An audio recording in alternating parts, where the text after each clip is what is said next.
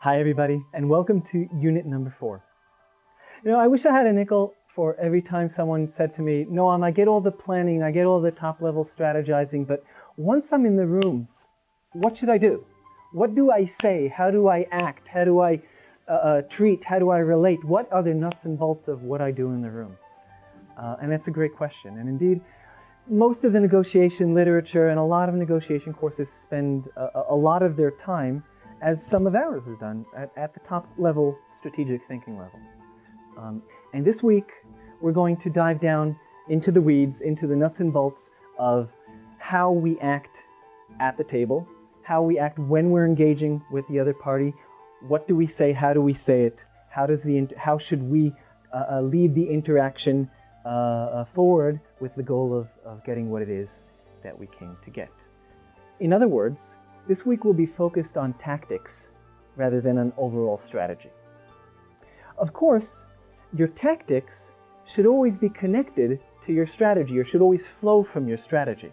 Of course, if you've chosen an integrative strategy, the tactics you use will be of one type.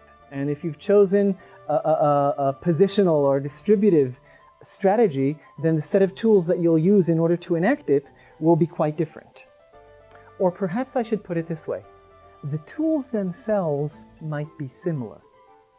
The way you use them, the precise way in which you apply them in any given situation will be very, very different from one strategy to the next. So keeping your strategy in mind, what are the tactics you use and how do you employ them? That's what we're going to be dealing with this week.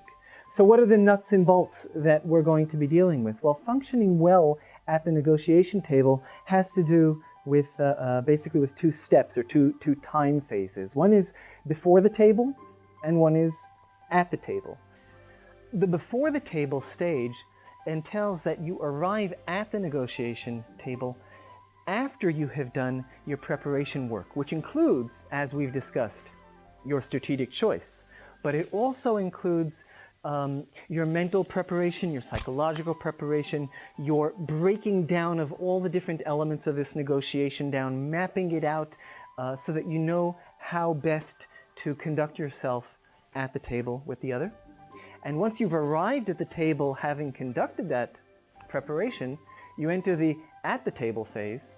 During the at the table phase, we will be applying a toolbox of communication skills and of persuasion skills that are designed to help lead the other from a place in which they weren't particularly happy to satisfy our needs or to give us whatever it was that we came to the negotiation to get, to a place in which they are willing, who knows, even happy, to give us whatever it is that we want and that we came to the negotiation in order to get. Just what are those communication tools? What are those persuasion tools?